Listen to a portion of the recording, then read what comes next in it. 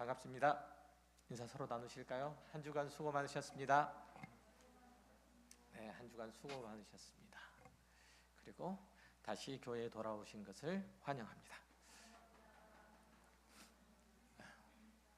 왜 환영 안 하고 싶으신가 봐요. 기운들이 없으세요? 툭 쳐주셨어요.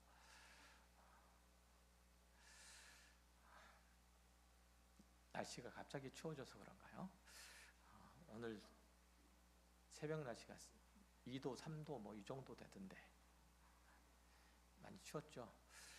날씨가 이제 갑자기 추워지는 것 같습니다.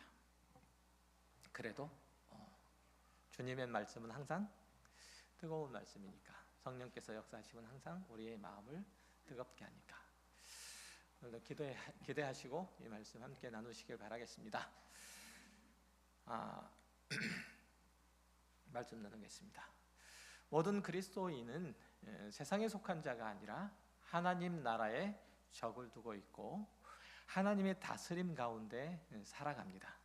그가 그것을 알고 있든지 그렇지 않든지, 인정을 하든지 그렇지 않든지와 상관없이 모든 성도의 신분과 운명은 하나님께 귀속되어 있고 하나님의 계획하신 바에 의해서 움직여집니다. 하나님의 나라 안에 있다는 것이죠. 예수 그리스도의 십자가의 죽으심 안에 있는 자들은 또한 그의 부활하심과 또한 하늘에 오르심 안에 있습니다. 예수님께서도 오늘 본문 16절에서 이렇게 말씀하시죠. 내가 세상에 속하지 아니함 같이 그들도 세상에 속하지 아니하였사옵나이다 라고 그 사실을 아주 분명하게 밝혀주십니다. 너무나 감격스럽고 감사한 일이죠. 하지만 모든 성도가 자기가 그리스도에게 속해 있다는 사실 때문에 또한 각오해야 될 것들이 있어요. 본문 14절에서 예수님께서 이렇게 기도하시는 바와 같죠. 내가 아버지의 말씀을 그들에게 주었사오매 세상이 그들을 미워하였사오니 이는 내가 세상에 속하지 아니함 같이 그들도 세상에 속하지 아니함으로 인함이니이다. 세상이 그들을 미워했대요. 왜요? 내가 아버지의 말씀을 그들에게 주었기 때문이라는 거예요. 그리고 그들이 세상에 속하지 아니하였기 때문에 그렇다는 것이죠.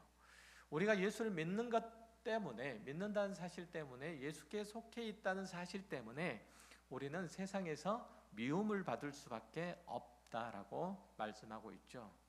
참으로 안타깝고 아쉬운 일이지만 그리스도인은 하나님의 인도하심과 보호하심 아래에 있으면서 또한 이 세상에서 환대를 받고 영광을 누리는 일들은 없다라는 거예요. 내가 하나님의 나라 백성으로서 영광스러운 모습으로 살아가는 것과 세상에서 세상 사람으로서 같이 살아가는 경우는 없다는 거예요.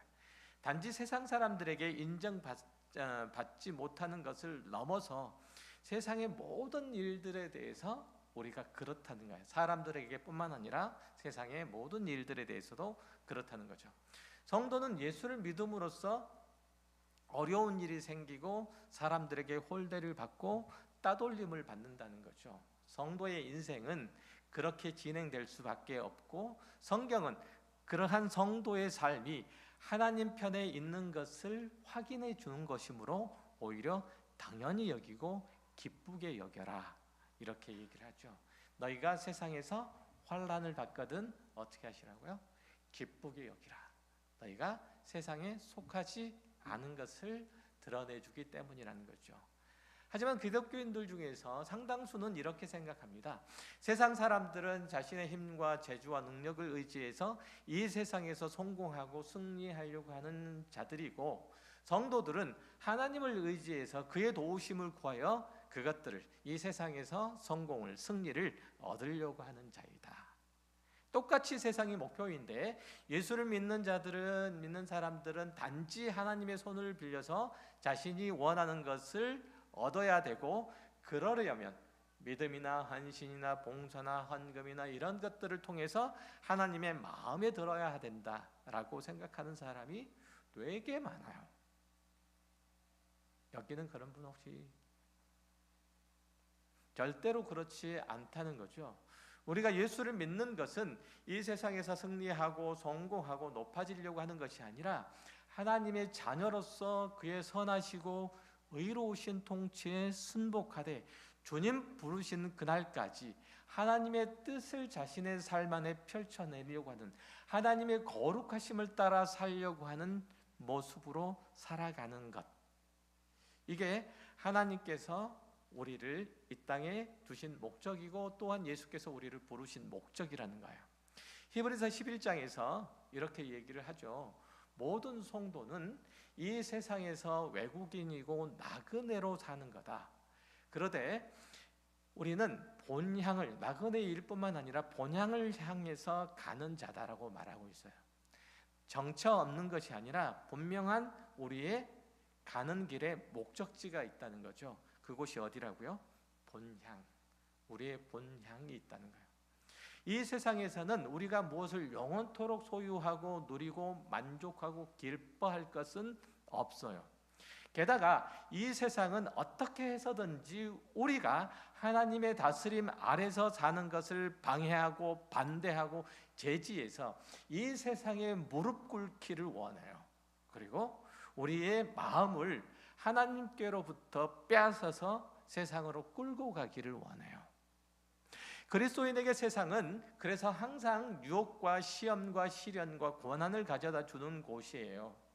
그런데도 오늘 본문 15절에서 주님께서는 내가 비옵는 것은 그들을 세상에서 데려가시기를 위함이 아니요 다만 악에 빠지지 않게 보존하시기를 위함입니다. 이렇게 말씀하시잖아요.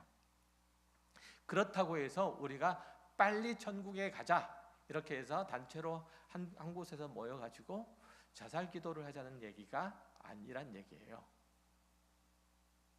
너무 심각한 말을 드렸나요? 그러니까 영원한 천국으로 빨리 데려가셔서 거기서 편히 살도록 하시면 좋을 텐데 죄만 짓지 말고 여기서 고생을 더 하다가 오라고 그렇게 말씀하시는 것처럼 보여요. 그렇잖아요. 오늘 본문이 그렇죠?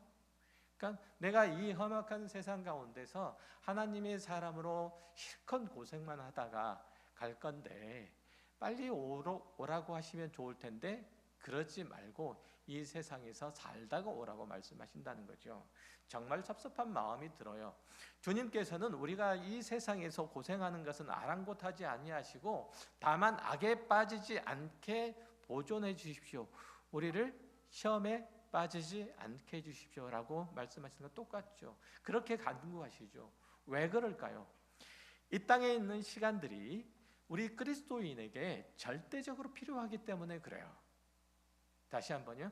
우리가 이 땅에서 사는 시간들이 우리 그리스도인들에게 절대적으로 필요하기 때문에 그래요.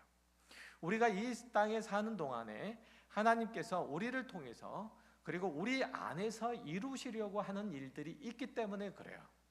우리가 이 세상의 환경과 시간과 사건들 속에서 하나님의 자녀로 살아가도록 하심으로써 우리 안에 채우시려고 하는 무엇인가가 있는 거예요. 그러니까 우리는 이 땅에서 하나님께서 채우시고자 하는 그러한 하나님의 계획하심과 인도하심 속에 하나님의 일하심 속에서 우리는 이 땅에서 하나님의 사람으로 그렇게 채워져 가고 성장해 가고 완성되어 가는 거예요. 이게 있기 때문에 우리는 이 땅이 필요한 거죠. 그래서 16절에서 보면 이렇게 얘기하죠. 예수 안에 있는 자들이 하나님 나라에 동시에 속해 있지 세상에 속하지 않는다라고 그렇게 말씀하시잖아요. 그리고 15절에서도 보면 우리를 보존하셨기에 주님은 이 세상을 떠나려는 마지막 순간에 제자들을 위해서 이런 기도를 하시잖아요. 그렇다면 모든 그리스도인들도 그런 동일한 주님께서 기도하신 그 모든 기도와 동일한 기도를 해야 된다는 거죠. 우리는 이 세상을 목표로 삼지 않고 영원한 나라를 위해서 준비하는 우리의 시간들이 되어야 한다는 거예요. 우리 몸과 영혼과 거기에 속한 삶을 거룩하게 지켜내야 한다는 것이죠. 우리가 하나님의 사람으로서 하나님의 뜻을, 하나님께서 우리를 구원하신 그 구원의 목적을 이 세상에서 풀어내도록 우리는 이 땅에 초대받고 있다는 거예요. 개똥밭에 굴러도 이승이 좋다, 이 한평생 신명나게 놀다 가면 그만이다, 이게 아니라는 거예요. 이 세상은 우리가 도달하고 이루려는 목표를 방해하는 곳임에도 불구하고 이것이 우리가 훈련하려는, 우리가 연습하려는 가장 좋은 곳이기 때문에 하나님께서 우리를 이곳에, 여기에 살게 하신다는 거예요. 다만 우리가 여기 사는 동안에 그분의 도우심과 인도하심을 구하고 그분의 지혜와 능력을 따라 사는 법을 배워야 한다고 성경은 말해요. 그러니까 우리는 이 땅 가운데서 살면서 하나님의 거룩하심을 따라 살되 하나님께서 이 땅을 세상 사람들과 같지 아니하고 하나님의 백성답게 사는 법들을 가르치시고 그것들로 우리를 채워가시고 단단하게 세우시고 하나님의 사람으로 온전케 하시는 일들을 이 땅에서, 다시 말하면 우리가 하나님의 사람으로서 완성되는 것을 이 땅에서 이루어가게 하시기 위해서 우리는 이 땅에 존재한다는 거예요. 그렇게 성경은 가르쳐요. 그러니까 만약에 우리가 그 목표 내용을 놓치면 그리스도인으로서의 향방을 놓칠 수밖에 없는 거예요. 동시에 베드로전서 1장 5절 이하의 말씀을 볼게요. 너희는 말세에 나타내기로 예비하신 구원을 얻기 위하여 믿음으로 말미암아 하나님의 능력으로 보호하심을 받았느니라. 그러므로 너희가 이제 여러 가지 시험으로 말미암아 잠깐 근심하게 되지 않을 수 없으나 오히려 크게 기뻐하는도다. 너희의 믿음의 확실함은 불로 연단하여도 없어질 금보다 더욱 위하여 예수 그리스도께서 나타나실 때에 칭찬과 영광과 존귀를 얻게 할 것이니라. 모든 성도가 얻을 구원은 그 완성을 위해서 향해서 나아가는 중이고 우리에게 썩지 아니할 영원한 기업은 당장 주어지는 것이 아니라 주님 다시 오실 때에 소유하게끔 되어 있다는 거예요. 그때까지 하나님께서 능력으로 우리를 보호하시고 여러 시련들을 겪게 하셔서 우리를 위해서 준비하시는 영원한 것들을 얻게 하시고 그 영광과 존귀를 누리는 그런 자리로 이르게 하실 거라는 거죠. 그러니까 모든 그리스도인은 주님 다시 오실 때 칭찬과 영광과 존귀를 얻는 자리까지 이끌어지도록 우리는 이 땅을 살아야 하는 거예요. 그러니까 세상에 속한 사람들은 꿈도 꾸지 않는 하나님의 거룩하심과 참되심과 의로우심을 닮은 자로서 새롭게 빚어내는 일들을, 빚어가지는 일들을 우리가 해야 된다는 거죠. 그래서 예수 그리스도의 삶이, 예수 그리스도를 믿는 자들의 삶의 모습들이 외롭고 힘겹고 고달플 수밖에 없는 거예요. 이 세상의 죄와 악을 거슬러 하나님의 선하심과 거룩하심을 따라서 선택하고 결정짓고 또 책임지는 일들을 해야 되기 때문에 세상으로부터 주목을 받고 견제를 받고 미움을 받을 수밖에 없는 거예요. 예수를 믿으면 늘 행복하고 기쁨이 넘치고 감사가 넘친다라는 이 생각은 적어도 세상 관점에서는 틀려요. 하나님께서 내 모든 삶을 간섭하시고 의로 인도하시고 사랑으로 채우시기 때문에 거기에 기쁨과 감사가 있을 뿐이지, 하나님께서 그럼에도 불구하고 나를 기뻐하신다는 사실 때문에, 나를 하나님의 선하신 길로 인도하신다는 사실 때문에 내가 안심하는 것이지, 그리스도인이 세상에 살면서 하나님의 사람으로서 자신의 역할과 사명들과 자신의 삶의 길들을 열어갈 때 그는 고달플 수밖에 없는 거예요. 세상에서는. 이해되셨어요? 대답을 안 하셔서. 이해되셨어요? 하나님께서 우리를 정말로 사랑하시고 은혜로 다스리시며 지극히 아끼시기 때문에 우리가 아픔과 시련과 고난을 넘어서 참된 거룩과 영광과 존귀함에 이르도록 이끄시기 때문에 우리는 이 땅에서 견딜 수 있는 거예요. 이것 때문에. 그 일을 위해서라면 마음이 아프시지만 회초리도 드실 수 있고 사방에 우겨싸임을 당한 것 같은 답답하고 고달픈 현실을 주시기도 하죠. 이러한 상황이 이르면 우리는 눈물 골짜기를 지나는 것 같고 메마른 광야를 홀로 걷는 것 같은 그런 생각이 들기도 해요. 이 속에서 하나님께서 뭘 이루신다고요? 하나님의 기쁘신 뜻을 이루어 가시는 거예요. 우리를 하나님의 사람으로 만들어 가시는 거예요. 우리를 하나님의 자녀답게 만들어 가시는 거예요. 우리를 이 세상에서 구별된 하나님의 백성이 이 세상의 악과 타협하지 않고 더러움에 짝하여 서지 않고 하나님의 의로우심을 따라서도 얼마든지 용기 백배하며 살아갈 수 있다는 것을 여러분을 통해서 드러내시기를 원하시는 거예요. 여러분 안에 채워가시기를 원하시는 거예요. 그래서 우리가 걷는 이 길의 목표와 방향이 세상 사람들의 그것과 다르고 우리가 그 길을 걷다가 지치고 상할 때 힘을 얻고 위로를 얻는 것도 세상의 기쁨이나 자랑과는 다르다는 거예요. 하나님께서 나를 기뻐하시기 때문에 이 시련과 이 어려움들 속에서도 이 가슴이 갈갈이 찢어지는 것 같은 그 아픔들 속에서도 아무도 나를 알아주지 않고 아무도 나를 이해해주지 않고 아무도 나를 달가워해주지 않음에도 불구하고 하나님께서는 나의 이 마음을 아신다.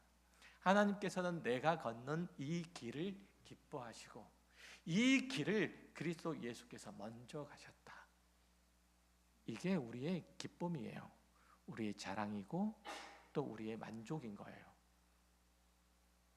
이걸 모르면, 이걸 우리가 이해하지 못하면 우리는 언제든지 시험에 빠질 수밖에 없어요.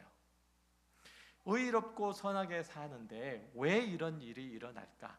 하나님 앞에서 더욱 성실하게 살아가려고 애를 쓰는데도 왜 억울한 일들을 겪는가?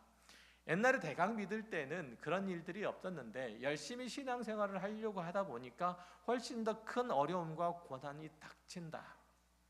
그럴 수밖에 없는 이유는 우리가 더 높은 곳으로 더 영광스러운 내용으로 인도함을 받고 있기 때문에 그래요. 우리가 더 거룩하고 더 의로운 모습으로 하나님께 대하여 하나님 앞에서 세워지려고 원하면 우리는 세상에서 거침이 될 수밖에 없는 거예요. 빛이 어두움 가운데 있으면 그 빛은 그 어두움이 깊으면 깊을수록 그 빛은 밝게 빛나는 거예요. 어두움은 그래서 빛을 몰아내려고 하는 거예요. 에베소서 4장 17절 이하에 보면 이렇게 되어 있어요. 그리스도인이 이 세상에 사는 사람들과 어떻게 다른지 밝혀주고 있죠. 제가 한번 읽어드릴게요. 그러므로 내가 이것을 말하며 주 안에서 증언하노니 이제부터 너희는 이방인이 그 마음에 허망한 것으로 행한 같이 행하지 말라. 그들의 총명이 어두워지고 그들 가운데 있는 무지함과 그들의 마음이 굳어짐으로 말미암아 하나님의 생명에서 떠나 있도다. 그들이 감각 없는 자가 되어 자신을 방탕에 방임하여 모든 더러운 것을 욕심으로 행하되 오직 너희는 그리스도를 그같이 배우지 아니하였느니라. 예수를 믿지 않는 자들에 대해서 가장 놀라운 묘사들은 뭐냐면 그들이 하는 모든 행사가 뭐라고요? 허망하다는 거예요. 허망하다는 것은 무슨 뜻이냐면 기초가 없다는 뜻이에요. 목표가 없다는 뜻이에요. 사람이 살아가면서 목표가 없으면 방향을 잃게 되죠. 걸음을 걸어도 발걸음이 닿는 대로 걸어갈 수밖에 없는 거예요. 건물을 지을 때 기초가 없으면 위로 쌓아나가는 것은 불가능해요. 목표가 없는 학생들을 보세요. 목표가 없는 학생들은 병원 드라마를 보면 의사가 되고 싶어요. K-팝 콘서트에 가면 아이돌이 되고 싶어요. 요즘 웹툰 작가들이 인기도 많고 돈도 많이 번다고 하니까 또 웹툰 작가가 되고 싶은 거예요. 법정 드라마를 보니 그냥 판사나 변호사가 되고 싶죠. 그래서 학원 가서 몇 달 공부하다가 집에서 얼마 동안 그림 그리다가 댄스 배우로 다닌다고 여기저기 쫓아다니다가 진득히 하나만 배우면 뭐라도 할 텐데 이것저것 다 손대다가 결국은 아무것도 못해요. 고등학교 3년 동안 부지런히 뭔가 하기는 했어요. 그런데 했던 내용들이 그 분야가 전혀 다르기 때문에 따지놓고 보면은 한 분야에서 초보 단계를 못 못 벗어나고 그냥 그만두고 해버렸던 거예요. 우리의 신앙도 마찬가지로 목표가 없어서 갈팡질팡하는 경우가 참 많죠. 성도들이 세상에 맞춰 살다가 토요일 저녁이 되면 교회 가야지 깨닫고 허겁지겁 성경 가방을 찾는 거예요. 요즘은 성경 가방도 찾을 일도 없죠. 오늘 성경 가지고 혹시 교회 나오신 분 있으세요? 몇 분이나 되시는지 잘 모르겠는데 별로 없으시죠? 성경 가방도 필요 없잖아요. 다 여기서 해주잖아요. 그래서 옛날에 제가 개척할 때 초창기에 그런 말씀을 드렸는데 그거 한번 해보자고 다른 거 아무것도 싸지 말고 성경책을 옆구리에 끼고 집에서부터 교회까지 한번 와보자. 걸어서. 요즘 혹시 그거 보신 적 있으세요? 성경책 끼고 길거리에 돌아다니는 분들 한 명도 없죠. 난 한 번도 본 적이 없어요. 그렇죠? 성경책을 가방에 넣는 일이 있더라도 이렇게 들고 다니는, 옛날에는 다 들고들 다녔잖아요. 끼고 다니고 이렇게 다니고. 요즘은 목사들도 가방에 놓고 다니니까 등짐을 메고 다니고 그런데 어쨌든 그렇게 허겁지겁 이제 성경책을 찾아가지고 주일에 와서는 하나님의 은혜도 받죠. 또 기쁨과 감격의 눈물도 흘리고 집으로 돌아가요. 그리고 월요일만 되면, 날이 지나면 자기가 신자인 것을 까먹어요. 그리고 세상 사람들과 섞여 살다가 또 정신 차리고 보면은 토요일 저녁인 거예요. 밴드에 뭔가 뿅뿅 올라온다? 목사님 토요일 저녁이라 뭔가 올렸나 보네. 그죠? 그렇게 되는 거예요. 마치 주말 부부로 서로 떨어져서 너무나 자유롭게 살다가 토요일 저녁에 볼일 다 보고 그리고 늦게 집에 와가지고 서로 부부인 것만 확인하고 일요일 늦게까지 잠을 자다가 점심 먹고 다시 직장에 있는 곳으로 내려오는 사람하고 똑같아요. 이런 사람에게 부부로서의 애정과 사랑이 넘칠 수가 없죠. 그것이 오랫동안 지속될 수가 없어요. 두 사람의 관계는 이내 허망해져요. 목표가 없게 되죠. 귀찮아지죠. 불편해져요. 우리의 신앙생활도 이렇게 허망하게 하는 이들이 많죠. 우리가 무엇을 위해서 부름을 받았고 무엇으로 어떤 것을 목표로 인도되고 있고, 그래서 내가 오늘 쌓아가야 하는 게 뭔지 몰라요. 그래서 많은 기독교인들이 신앙생활을 한 지 20년, 30년, 40년이 다 되었음에도 불구하고 하나님께서 우리에게 목표한 것이 무엇이고 그 목표를 향해서 나아가고 있는지라고 대답을 해보면 별로 없어요. 그렇게 하고 있다는 사람. 그 목표를 향해서 가겠다는 결심은 참 많아요. 어떤 면에서는 눈물로 회개하고 또 다짐한 시간들은 참 여러 번이에요. 주일마다. 그러니까 어떤 의미에서 보면 그렇죠? 그렇지만 그렇게 다짐을 하는데 그리로 간 흔적은 없어요. 월요일 날 딱 내가 어떤 신분인지 까먹으니까. 요즘은 핸드폰 터치 몇 번만 하면 유명한 목사님 설교를 다 들을 수 있잖아요. 그리고 많이 듣고 계실 거예요. 그 말씀을 들을 때마다 은혜 많이 받잖아요. 그렇지만 그게 끝이에요. 은혜 받은 내용으로 무엇 하나 제대로 쌓고 지어낸 게 없다는 거예요. 막말로 비바람을 피한 움막 하나도 만들어 놓은 것이 없는 거예요.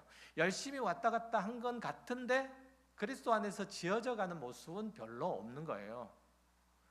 우리는 세상에 있는 사람들과 삶의 목표와 원리, 내용이 다르고 또 그것을 채워나가는 힘도 다르다는 걸 알아야 돼요. 그래서 우리 신앙생활에는 그리스도 안에서 참다운 것을 꿈꾸고 영원한 나라를 맛보는 기쁨이 있어야 되고, 그 때문에 겪는 땀과 눈물과 한숨과 기도가 있어야 되는 거예요. 하지만 우리 중에는 그런 삶을 사는 자의 운동력이 넘치는 이들이 별로 없어요. 에베소서 4장에서 지적한 바처럼 하나님을 떠난 사람의 특징 중에 하나가 뭐냐면, 아까는 허망하다고 그랬죠. 또 다른 하나는 뭐냐면 자기를 방탕에 방임한다는 거예요. 방탕하다는 것은 무엇을 의미하냐면 막 술 먹고 깽판 치고 이렇게 한다는 뜻이 아니라 방탕하다는 것은 무엇인가 허비하고 있다는 뜻이에요. 하나님의 은혜로 깨우쳐 주신 것들을 그냥 흘려보내는 거예요. 허비하는 거예요. 주의 나라와 그의 영광을 위해서 사용해야 하는 그 시간들을, 재능들을, 물질들을 다만 나의 헛된 만족과 기쁨과 자랑을 위해서 사용해야 하는 것으로 끝내버리는 거예요. 왜 이런 일들이 일어날 수밖에 없는가요? 하나님의 자녀로 부르심에도 불구하고 목표가 없으니까 나는 허비하고 마는 거예요. 성도의 전생에는 하나님의 자녀로서 불로 연단하지만 결국은 없어지고 마는 금보다 더 귀하다고 그렇게 얘기를 해요. 끝까지 남아있는 아주 단단하고 순결한 신앙의 깊이까지 가도록 우리는 그렇게 예정되었다고 말씀하세요. 그 길을 향해서 가는 자의 수고와 인내와 노력이 우리에게 있어야만 한다는 거죠. 우리가 연초에 세우는 신앙생활의 목표, 그게 뭐죠? 대부분 성경책 하루에 몇 장 읽기, 기도 하루에 몇 시간 하기, 이런 것으로는 안 돼요.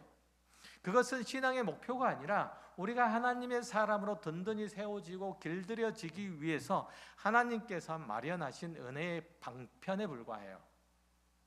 물론 성경을 부지런히 읽어야 되죠. 기도도 정해진 시간에 하는 것이 마땅해요. 그래야 그리스도인으로서 살아갈 힘이 생기기 때문에 그래요.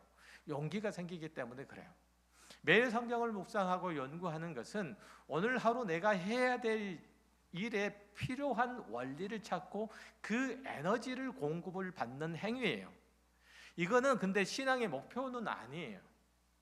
그 일들을 통해서 우리가 변하고 새로워지는 것, 그리스도인다워지는 것, 우리의 삶과 우리의 신앙과 우리의 인격이 하나님을 닮아가는 것, 이건 거죠.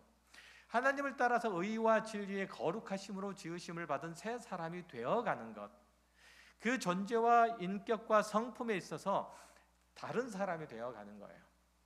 온유하고 겸손하고 사랑이 있고 화평을 전하는 사람이 되어야 하는 거예요. 그리스도인으로서 품위를 갖추셔야 돼요. 이런 것들에 대한 분명한 목적의식을 가지고 왜 나는 하나님의 거룩하신 성품을 담아내지 못하는가, 이런 아쉬운 마음으로 말씀을 삶에 담아내야 되고, 왜 나는 하나님의 자비하심을 이웃에게 증거하지 못하는가, 이런 원통한 마음을 가져야 돼요. 그래서 우리는 누군가에게는 30분의 기도하는 시간이 필요하고 다른 사람에게는 3시간의 기도하는 시간, 하나님 앞에서 우는 시간들이 필요하다는 걸 인정을 하는 거예요. 물론 기도를 오래 하면 좋죠. 하지만 그것이 목적을 대체를 할 수는 없어요. 아시겠죠? 기도 자체가 신앙생활의 목적이 아니에요. 목표도 아니에요. 하지만 우리는 이런 신앙의 행위들마저도 어떤 의미에서는 목적, 혹 어떤 의미에서는 종교화를 시켜요. 누가 1년 동안 성경을 많이 읽었나? 누가 특별 새벽 기도에 빠지지 않았나? 누가 1년 동안 전도를 많이 했나? 이런 거 그래프 그려놓고 독려하고 상품으로 경차 주고 그죠? 상품으로 마티즈 딱 하나 갖다 놓고 거기다 리본 걸어 놓고 그거 주고 스타벅스 상품권 주고 그럴 수 있어요. 하지만 그것들이 우리들의 유일한 목표에서는 곤란하다는 거죠. 신앙의 목표를 이렇게 잡고 사니까 성경을 잘 알고 기도도 참 잘하는데 우리나라에서는 예수 닮은 제자들을 그렇게 찾기가 힘들잖아요. 그러니 한참 쉬었다가 다시 신앙생활을 해도 괜찮은 거예요. 별 무리가 없는 거예요. 그 기술들은 여전히 있으니까 2년 3년 쉬어도 괜찮은 거예요. 우리는 하나님의 나라에 속한 자임에도 그 나라에 속한 영광스러운 게 뭔지 모르고 또 그것을 얻어내려는 순례자의 길을 걸어가지 않죠. 그 영광을 모르니까 그것이 얼마나 우리들에게 귀하고 아름다운 것인지 고귀한 것인지 모르는 거예요. 천국을 살려고 자기의 모든 것들을 다 팔아서 천국을 소유한다는데 그걸 몰라요. 그러다 보니까 이 세상에서는 살아야 되겠고 살기 위해서는 하나님의 도우심을 구해야 해서 처음에는 구했고 또 그래서 그럭저럭 응답되는 것처럼 보였어요. 그런데 시간이 지나면 그게 잘 안 되잖아요. 별로 응답되는 것도 없고 그래서 기대도 안 하고 있고 어쩔 수 없이 목구멍이 포도청이라 세상과 타협하면서 살아갈 수밖에 없죠. 다 그게 그런 거야. 5년, 10년 넘어가면 처음 이제 예수를 믿고 교회 와서 기뻐 날뛰는 사람들 보면 그래 3년만 지나봐라. 이게 뭡니까 이게? 이게 뭐예요? 그게 그런 조소가 웬 말이에요? 5년만 지나봐라. 너도 나처럼 된다.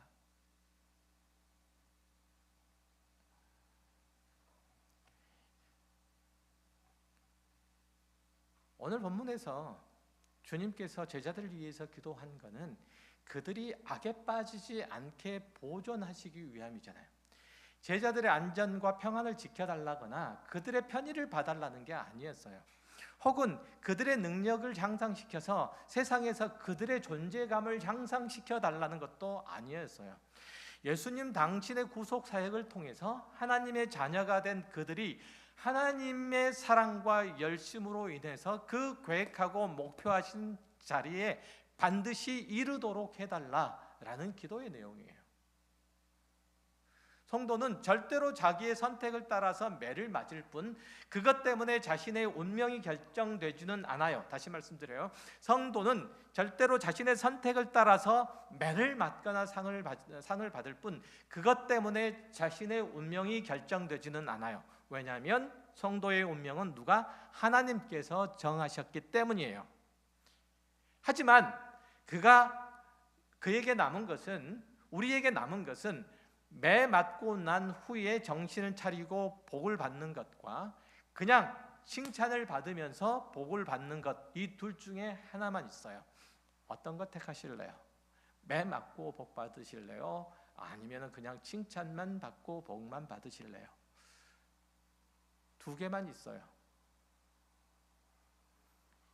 우리는 그런데 칭찬만 받고 복만 받는 사람들을 별로 안 좋아해요. 자기가 그러고 있다는 사실도 사실은 그 사람도 잘 몰라요. 항상 매 맞은 사람들의 얘기들만 교회에서 성도들에게 회자되기 때문에 그렇죠. 매를 많이 맞아가지고 교회에 돌아온 사람들 얼마든지 볼 수 있죠. 요즘 교회마다 돌아다니는 간증들이 다 그렇잖아요. 거의 대부분 매 맞고 돌아온 얘기들밖에 없어요. 너무 흥미진진하고 드라마틱해서 이런 간증거리를 만들려고 오히려 세상에 나가는 사람들도 있대요.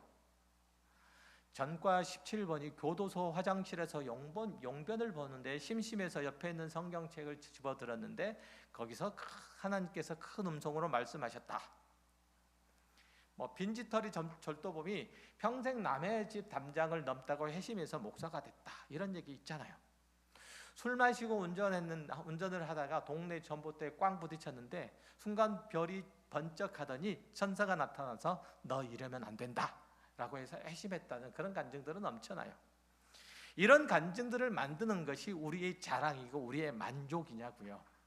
이런 것들을 신앙의 목표로도 과정으로도 삼아서는 안 되는 거예요. 왜 고생하고 돌아옵니까? 좋은 자리를 놔두고. 교회에서는 하나님의 구원하시는 은혜와 능력이 분명히 간증이 돼야 돼요. 하지만 교회를 주도하는 것은 성실하게 하나님의 말씀에 순종해서 변화된 모습, 그리스도의 향기가 나타나는 것, 끈기 있게 하나님의 거룩하심을 따라서 살아가는 사람들의 멋진 모습이어야 돼요. 굳건한 믿음으로 어떤 상황에 있든지 흔들리지 않고 끝까지 하나님을 의지하는 신앙의 무게를 가지고 있는 사람이 교회에 앞에 있어야 되는 거예요. 교회에서 이런 신앙의 본이 될 만한 사람은 없고 넌 뭐하다 끌려왔니? 나는 뭐하다 끌려왔는데 이런 간증들만 있어. 나는 어떤 상황에서 뒤통수를 맞아가지고 별이 번쩍했는데 그 별을 따라가 보다 보니까 가까운 교회까지 왔다. 이런 얘기만 있어. 이러면 교회는 어떤 풍파가 일어나면 쉽게 무너지고 쉽게 흔들리기 마련이죠. 교회 공동체 안에서 누구도 거룩하고 영광스러운 목표를 세우지 않고 바보 같은 짓을 해서 얻어맞거나 아예 공동체에서 도망해서 거지처럼 살다가 하나님의 전적인 간섭과 인도하심을 따라서 이제 다시 정신 차린 내용들만 있으면 신앙 공동체로서의 교회는 항상 어린 수준을 면치 못하는 거예요. 여기서 깨고 나와야 된다는 거예요. 적어도 나도 저 장로님처럼, 저 권사님처럼 두렵고 떨리는 마음으로 하나님을 섬기고 그 구원을 아름답게 이루어가는 사람이 되고 싶다. 저 장로님은, 저 권사님은 자신의 삶의 형편이 어떠하든지와 상관없이 늘 하나님의 앞에 신실하게 서 있는 모습이 나는 참 부럽다. 교회 젊은이들에게 이런 마음이 들도록 하는 어른이 있어야 돼요. 여러분들이 그렇게 하셔야 돼요. 앞에 앉아 계시는 분들, 뒤쪽에 앉아 계시는 분들이 대부분 젊은, 그렇게 하셔야 돼요. 교회 안에서 하나님의 거룩하심, 하나님의 계획하심과 요구하심을 따라서 그리스도인으로서의 새 사람으로 거듭나고 성숙해 가는 이들이 있어야 되는데, 맨날 왔다 갔다 들어왔다 나갔다 하는 것들을 반복할 뿐, 새롭게 출발해서 그래도 하나님의 은혜로 여기까지 왔다, 안도하고 감사하는 소리들은 잘 안 들려요. 맨날 왔다 갔다 하는 소리만 들리지. 사도 바울은 자신이 하나님의 복음의 증인이자 그 복음을 훈련받고 있는 존재라는 것을 이렇게 묘사를 해요. 고린도전서 9장 23절이에요. 내가 복음을 위하여 모든 것을 행함은 복음에 참여하고자 함이라. 운동장에서 다름질하는 자들이 다 달릴지라도 오직 상을 받는 사람은 한 사람인 줄을 너희가 알지 못하느냐. 너희도 상을 받도록 이와 같이 다름질하라. 이기기를 다투는 자마다 모든 일에 절제하나니 그들은 썩을 승리자의 관을 얻고자 하되 우리는 썩지 아니할 것을 얻고자 하노라. 그러므로 나는 다름질하기를 향방 없는 것 같이 아니하고 싸우기를 허공에 치는 것 같이 아니하며 내가 내 몸을 쳐 복종하게 함은 내가 남에게 전파한 후에 자신이 도리어 버림을 당할까 두려워함이로다. 이 말씀인 거잖아요. 바울은 자기가 받은 복음을 다른 이들에게 전하고 살아가지만 다른 한편으로는 그 복음으로 자신을 훈련하고 연단하고 든든하게 자신이 세워지기를 고대하면서 살아가요.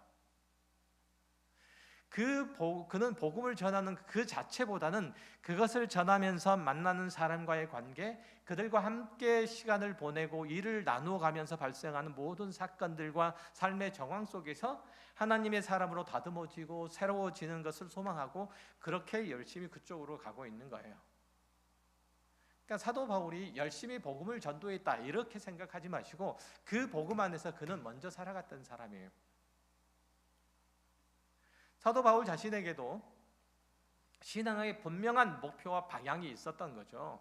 그러니까 복음이 방해받지 않게 하려고 스스로 먹을 것을 충당하기까지 한 거예요. 먹고 살 게 없으니까 괜히 남에게 얹혀 사느라고 전도자로서 자청한 거다, 이런 소리 안 들으려고 그것 때문에 복음을 전파하는데 지장이 생길까 봐 자기 먹을 것을 스스로 구비했다고 얘기를 하잖아요. 로마 시민권을 가졌음에도 불구하고 무법한 일들에 대해서 그 권리를 행사하지 않고 그저 당하기만 해요. 목표가 있기 때문에 그는 모든 것을 절제하고 양보하고 용서할 수 있었던 거예요. 그것들은 신앙인들이 걸어가야 되는 마땅한 길이고 도리고 열매인 거예요. 하나님께서 요구하시는 무엇을 훈련하고 무엇을 준비시키고 무엇이 나아졌는가, 하나님의 사람으로 어디까지 참으며 용서하고 사랑해야 되는가, 이것은 기도하고 간구해야 될 문제가 아니에요. 노력하고 훈련하고 연습해서 쌓아가야 될 문제예요. 요즘 격투기 선수들이 TV 예능 프로그램에 가끔 얼굴이 나오는 걸 봐요. 링에 있을 때보다는 훨씬 더 살찐 모습이죠. 평소의 모습이 그 정도쯤 된다고 보면 되죠. 하지만 시합 날짜가 정해지고 본격적으로 훈련을 하기 시작하면 몸무게를 줄이는데 극단적으로 줄여요. 예를 들면 그가 미들급 선수라면 한계 체중이 한 84kg 정도 돼요. 근데 얘들의 평소 무게는 90kg가 넘어서 100kg에 육박해요. 그러니까 먹는 음식을 조절하고 땀뽕 입고 로드워크하고 사우나 들어가서 땀을 빼요. 심지어는 짤순이에 들어가가지고, 요즘 짤순이 없지, 짤순이에 들어가가지고 다 빼요.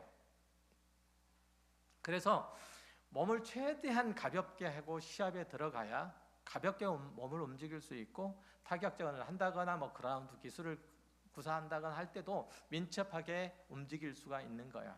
그래서 격투기 선수들인지 뭐 다른 링에서 벌어지는 경기를 하는 선수들은 항상 체중 조절하는 데 있어서 그 성패가 갈린다고 얘기를 해요.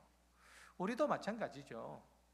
이 땅을 살아가는 동안에 할 것 다 하고 놀 것 다 하고 허튼 짓 다 하고 지내면서 하나님 앞에 칭찬과 존귀와 상급을 얻을 수는 없는 거예요. 온유하고 절제하고 인내하고 충성함으로써 하나님이 부르실 날들을 준비해야 되는 거예요. 어제보다는 나은 오늘이, 그리고 오늘보다는 조금 더 성숙한 내일을 기대할 수 있어야 되는 거예요. 항저우 아시안 게임 배드민턴 금메달리스트인 안세영 선수가 천이페이라는 중국 선수를 넘으려고, 걔가 이제 세계 1위였잖아요. 지금은 바뀌었는데, 얘를 이기려고 무려 5년 동안을 준비했대요. 한때는 그 사람에게, 그 천이페이 선수에게 7연패를 당했대잖아요. 그 선수 앞에서만 가면은 무기력해지고 작아진 거예요. 하지만 그 선수를 넘어서지 않고서는 금메달이 없다는 생각으로 어쨌든 열심히 땀을 흘렸고, 그리고 결국은 그 땀이 무색해지지 않도록 그는 결승전에서 보셨는지 모르겠는데 부상을 당했음에도 불구하고 그 금메달을 놓고 싶지 않아서 그럼에도 불구하고 그 상황들을 극복했다는 거 아니에요. 우리도 똑같죠. 우리의 신앙생활도 그러한 목표를 가지고 살지 못하면 1년 내내 그날처럼 살아갈 수밖에 없는 거예요. 매일매일 하면서 살아갈 수밖에 없는 거예요. 그러면 신앙의 진보는 이루지가 못하는 거죠. 우리 신앙생활에서 긴장감이 없는 이유는 왜 그럴까요? 주변에 그런 사람이 적기 때문에 그래요. 우리가 먼저 그 일들을 힘써야 돼요. 하나님 앞에서 신실히 사는 신앙생활과 거기에 영향을 받는 이들이 있는 교회를 이루어야 돼요. 그렇지 못하면 교회의 존재 목적 중 아주 중요한 요소들을 잃어버린 거예요. 교회에는 하나님의 거룩을 느끼는 분위기가 있어야 되고 생명의 빛을 비추는 일들이 일어나야 돼요. 그건 짐짓 경건을, 거룩을 흉내내는 것과는 달라요. 하나님의 사랑이, 은혜가, 긍휼이, 소망이 모든 심령을 두드리는 그런 감동이 있어야 돼요. 또 그것들을 위해서 노력하는 노력들이 있어야 돼요. 그래서 그것들 때문에 그 일들을 이루느라고 새벽 시간에도 잠을 못 자는 것들이 있어야 되는 거예요. 그래서 하나님 앞에 엎드려야 되는 것들이 있어야 되는 거예요. 탄식하고 눈물을 흘리는 것들이 있어야 되는 거예요. 하나님, 나는 왜 이 모양 이 꼴로 여태까지 있습니까? 하나님께서 나와 함께 하신다면서요. 하나님께서 나를 당신의 거룩으로 인도하신다면서요. 하나님께서 당신의 성품과 인격을 닮은 존재로 나를 세우셨다면서요. 하나님께서 당신의 영광을 나타내는 존재로 나를 지명하셨다면서요. 근데 나는 왜 이게 내 삶에는 이게 없습니까? 이 탄식이, 이 통곡이 있어야 되는 거예요. 다른 것들은 아무것도 없어도 돼요. 아무것도 안 해도 돼요. 하나님의 마음은 적어도 가지고 있어야 되는 거죠.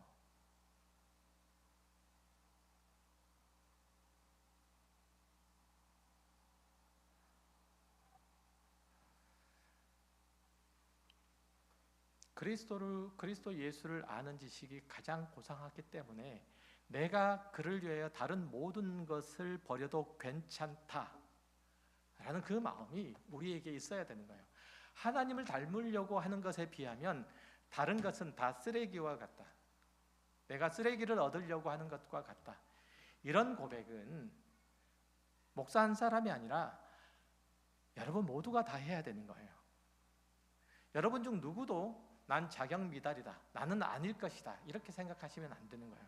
여러분 각자가 그 일들을 하게 하시려고 예수 그리스도를 보내시고 또한 이 말씀을 듣게 하신 거죠. 여러분이 하나님의 사랑의 대상이시고 계획이시고 목적이에요. 방향 없이, 목적 없이 그냥 하루를 때우는 식으로 신앙의 훈련의 장들을, 여러분에게 주어진 하루하루를 그렇게 보내시면 안 된다는 뜻이에요. 그리고 이 일들에 대해서 내가 얼마나 부족하고 약한지를 보고 확인해야 되는 거예요. 내가 이것이 안 되는구나, 내가 이게 약하구나 발견하고 그것들을 하나씩 하나씩 채워나가되 하나님의 도우심과 인도하심을 구하면서 그것들을 풀어내야 돼요. 이런 훈련들을 해야 되는 거죠. 물론 사람마다 진도의 차이는 있을 수 있지만 하나님을 사랑을 품고 지속해야 하고 그것들을 채워가야 하는 거예요. 하나님께서는 그분의 말씀에 순종하고 열심과 진심으로 행하는 자들을 기뻐하시고 그런 자들에게 크신 은혜를 베푸시는 분이시래요. 그 자녀로서 어떤 성과보다는 열심을 품고 최선을 다하는 여러분을 통해서 하나님께서는 당신의 뜻을 나타내시고 당신의 생명을 주시며 당신의 거룩하심을 주시고 당신의 높으심을 드러내신다는 거예요. 부디 이 말씀과 함께하는 가까운 모든 성도들의 삶의 모습들 속에서 하나님의 보존하심에 따라서 우리의 삶에 그리스도의 제자다움, 그리스도의 사람다움이 나타나시기를 주의 이름으로 축원합니다. 기도하겠습니다. 하나님